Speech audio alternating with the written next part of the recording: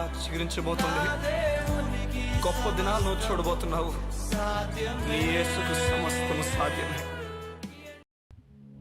Good morning దేవుని ప్రియ కుమారుడు, good morning దేవుని ప్రియ కుమార్తె, స్పెషల్ గుడ్ మార్నింగ్ దేవుని ప్రియ సంగమా. మన వాగ్దానాన్ని, మనకి ఇవ్వబడిన వాగ్దానాన్ని ఎలా మనం చూడాలి? ఈరోజు దేవుడు నీకు మాట చెప్పాడు. ఫర్ ఎగ్జాంపుల్ ఇట్సే, నీ సంఘమును దీవిస్తా అని చెప్పాడు, నీ కుటుంబాన్ని దీవిస్తా అని చెప్పాడు, నీకు బిడ్డలు ఇస్తా అని చెప్పాడు, నీ ఆరోగ్యం బాగుంటుందని చెప్పాడు. ఏదో ఒక విషయాన్ని నీ జీవితంలో చెప్పాడు. ఈ చెప్పిన విషయాన్ని ఎలా చూడాలి? ఎంత చూసినా జరగదు, ఏమీ అవ్వదు. చూస్తే ఎక్కడేసిన గొంగలు అక్కడున్నట్లుగా, బ్రతుకు ఎక్కడుందో అక్కడ ఆగిపోయిన చోట ఆగిపోయినట్లుగా కనిపిస్తుంది. ఎలా చూడాలి?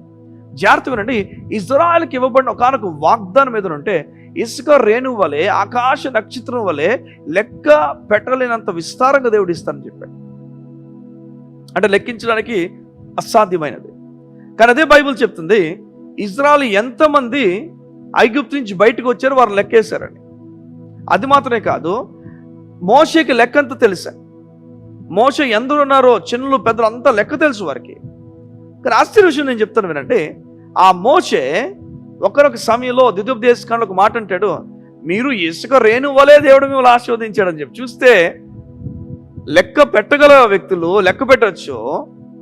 అంత మహాజనమేం లేరు, లక్షలు ఉన్నారు, వారిని లెక్క పెట్టచ్చు. 10 లక్షల, 20 లక్షల, 30 లక్షల, 40 లక్షల లెక్క పెట్టచ్చు. కానీ వీరు లెక్కతో సరిచూసే వాళ్ళు కాదు. వీరు దేవుని వాగ్దానములతో చూసేవాళ్ళు. మీకు అర్థమవుతుంది. ఉదయం ఒక మాట చెప్తున్నాను వినండి. నీకు దేవుడు ప్రామిస్ చేస్తే, ఒక విషయం చెప్తే, ఇలా జరగబోతుందని నీకు చెప్తే, ఆ జరగబోతున్న విషయాన్ని చూడాలి తప్ప ఈ రోజు విషయాన్ని చూడకూడదు. ఫర్ ఎగ్జాంపుల్, మీరు క్యాన్సర్తో బాధపడుతున్నారు ఈ మధ్యకాలంలో మీ స్టేజ్ 2లోనో, స్టేజ్ 1లోనో, స్టేజ్ 3లోకో క్యాన్సర్ మేము తీసుకెళ్ళిపోయింది. చాలా డాక్టర్స్ చెప్పేశారు, ఇలా జరగబోతుంది, ఇలా జరగబోతుంది, ఈ మెడిసిన్ వాడకపోతే ఇలా, ఎన్నెన్నో విషయాలు చెప్పేశారు. చనిపోతామని భయం నీకు కలిగిస్తుంది. దేవుడు చెప్తాడు, అది నువ్వు చూడకూడదు. ఆయన పొందిన గాయముల చేత స్వస్థతను చూడాలి. ఇది కష్టమైందే కదా. విశ్వాసంలో కష్టమైంది ఉండదు. విశ్వాసము కష్టమైన దాన్ని, అసాధ్యమైన దాన్ని సాధ్యపరుస్తుంది. నిజమే, నమ్ముట నీ వల్ల అయితే నమ్మేవానికే సాధ్యమట. చూడండి, నమ్మే నీకు అయిపోతుందట. అదే కాదు, నీవు కూడా చేయగలవు కార్యాలు దేవుని లేఖనాలు చెప్తున్నాయి. అబ్రాహాము 100 ఏళ్ల సమయంలో విశ్వాసం వల్ల బలం పొందుకున్నాడు. ఆ బలము గర్భం ధరించినట్టుగా చేసింది. మీకు అర్థమవుతుందా? ప్రామిస్ని, జరుగుతున్న విషయాలు చూడకూడదు. ప్రామిస్ అప్లై అయిందంటే ఫ్యూచర్ని చూపిస్తుంది ప్రామిస్. వీళ్ళు ఎలాంటి వాళ్ళంటే చూడండి, దైవజనులు. అప్పుడు దావీదు కూడా అంతే. దావీదు ఒక సమయంలో, మీకు బాగా గుర్తుంటుంది ఈ విషయాన్ని, దావీదు వెళ్ళి లెక్కవేయమని చెప్తాడు ఇజ్రాయెల్ని. ఆ లెక్కవేయమని చెప్తే దేవుడు కోపంతో రగిలిపోయి ఒక తెగులు రప్పించేస్తాడు. మీకు గుర్తుందా? చూడండి ఏం చెప్తున్నాడంటే, దేవుడు ఏం కోరుతున్నాడు ప్రామిస్లా చూడమంట. అంటే నీ జీవితం, ఫర్ ఎగ్జాంపుల్, ఈరోజు పెండ్లి అవ్వలే, ఆగిపోయింది. ఎలా చూడాలి నీ జీవితం అంటే, దేవుడు నాకు పెండ్లి చేసేసాడు, నాకు బిడ్డలున్నారు, దేవుడిని నేను ఇలా చూడబోతున్నా అంటే, ఏమైతే జరగలేదో ప్రామిస్ అప్లై చేసిన తర్వాత జరిగిందన్న విషయాన్ని చూడాలి తప్ప జరగలేని చూడకూడదు. నీ సంఘాన్ని దీవిస్తా అని చెప్పాడు. చూస్తే 20-30 మంది ఉన్నారు. నువ్వు ఎలా చూడాలి? దేవుడు ఇంతమందిని ఇవ్వబోతున్నాడు అంటే, నువ్వు ప్రతిసారి నిలబడినప్పుడు సంఘములో అంతమందిని చూసి ప్రసంగించాలి. అంతమంది ఆత్మీయ నేత్రాలతో నువ్వు చూడాలి, ప్రసంగించాలి.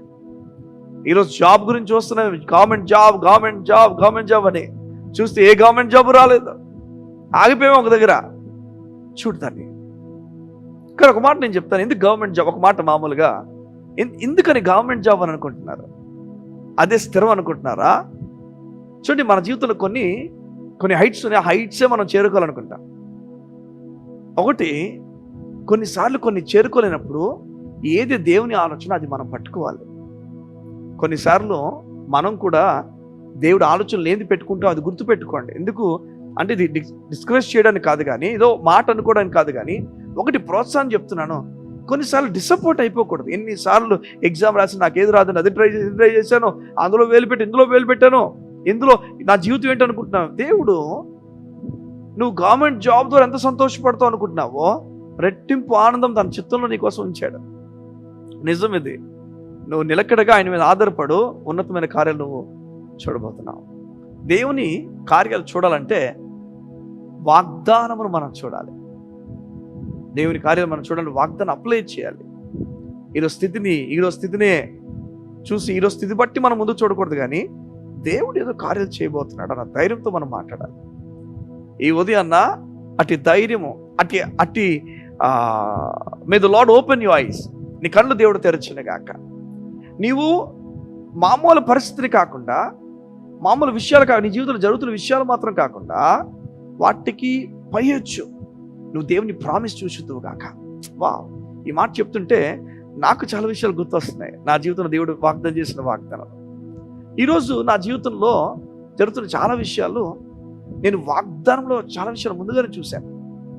వాగ్దానం బట్టి ఇంకా జరగబోతున్న విషయాలు ఇంకా చాలా ఉన్నాయని చెప్పి ఆల్రెడీ నేను చూస్తున్నాను. మీరు కూడా చూడండి, దేవుడు మనం అడిగినప్పుడట అవి పొంది ఉన్నావు నమ్మని దేవుడి లేఖనాలు చెప్తున్నాయి. నమ్ముతారా? దేవుని కార్యాలు మీ గృహం ముందు ఉన్నాయి, మీ ద్వారబంధాలు ఉన్నాయి. నీ కళ్ళు తెరువు, చూడు ఉన్నతమైన కార్యాలు దేవుడు చేయబోతున్నాడు. నువ్వు చూచినవన్నీ కూడా దేవుడు నీకు జరిగించిన గాక. కళ్ళు మూసుకుంటూ ప్రార్థన చేస్తాను. ఈ ఉదయాన్న మా ప్రియ పరలోకపు తండ్రి, నీకు వందనాలు. ఎంత సంతోషమయ్యా, ఎంత ఆనందమయ్యా. నీ కార్యాలు గొప్పవి. నువ్వు నెమ్మది కలుగు చేసే దేవుడివి. నీ బిడ్డలను ఆశీర్వదించి బలపరిచి దీవించి వారి ఐస్ని, వారి కళ్ళు తెరవజేసి ఉన్నతంగా చూడాలని నువ్వు కోరావు. ప్రామిస్ వారి జీవితం నెరవేర్చబోతున్నావని, వారి జీవితంలో నువ్వు చేసిన ప్రతి వాగ్దానపు నెరవేర్పు వారికి జరగబోతుందని నువ్వు తెలియజేస్తున్నావు. నీకు వారు భయపడాల్సిన పని లేదు, వారు పిరికి వారు ఉండాల్సిన పని లేదు. ధైర్యంతో అడుగులు వేయాలని నువ్వు కోరుతున్నావు. వారు అడుగులు వేయబోతుండగా గొప్ప నెమ్మదితో దేవుని కార్యాలు వారు చూచి స్వాతంత్రం అనుభవించి అనేకులకు ఆదర్శంగా వారిని మార్చమని అడుగుతాం. యేసు నామమున వారి జీవితాలు దీవించుచున్నాను తండ్రి. ఆమేన్, ఆమేన్, ఆమేన్. ఇక ఏడవడం ఆపేయాలి ఈరోజు నుంచి. అవును, నిజం ఇది. మూల కూర్చొని బాధపడుతూ ఎవరు లేనప్పుడు ఎన్నో చెడు ఆలోచనలతో నింపబడాల్సిన పని లేదు. ప్రభు మీద ఆధారపడితే దేవుడు ముందుకు నిన్ను గొప్పగా నడిపిస్తాడు. దేవుడు నిన్ను గొప్పగా నడిపించును గాక. God bless you. See you tomorrow.